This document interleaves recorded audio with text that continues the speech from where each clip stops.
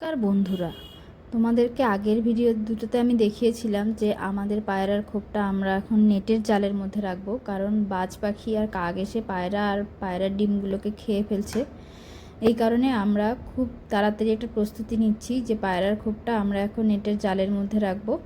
তো আমাদের মোটামুটি সব কাজ শেষ। এখন আমাদের সেই কাঙ্ক্ষিত সময় পায়রাগুলোকে ছাড়বো। তো আমরা পায়রাগুলোকে উপরে নিয়ে আসছি। এখন আমরা পায়রাগুলোকে খোপে ছেড়ে দিব।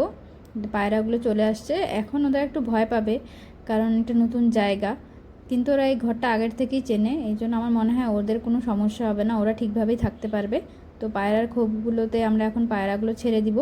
দেখো, আমরা পায়রাগুলো এখন সুন্দর করে জোড়ায় জোড়ায় ছেড়ে দিচ্ছি।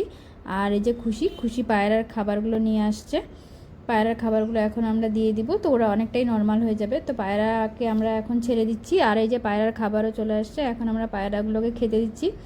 দেখো, পায়রাগুলো একটু আস্তে আস্তে ভয় কাটিয়ে উঠবে এবং খাবারগুলো খাবে। তো আমরা এখন 2 দিন অবজার্ভ করব যে দেখি পায়রাগুলো কী করে, নর্মাল হতে পারছে কি না। তো পরবর্তী আপডেটের জন্য আমাদের সাথেই থাকো। আর আমার পেজটি ভালো লাগলে একটি লাইক করো আর পাশে থেকো, আমাকে একটু সাপোর্ট করো। তো দেখো, পায়রাগুলোকে আমরা খেতে দিচ্ছি। এখন ওরা বের হয়ে আসবে আর ওদের খাবারটা খাবে।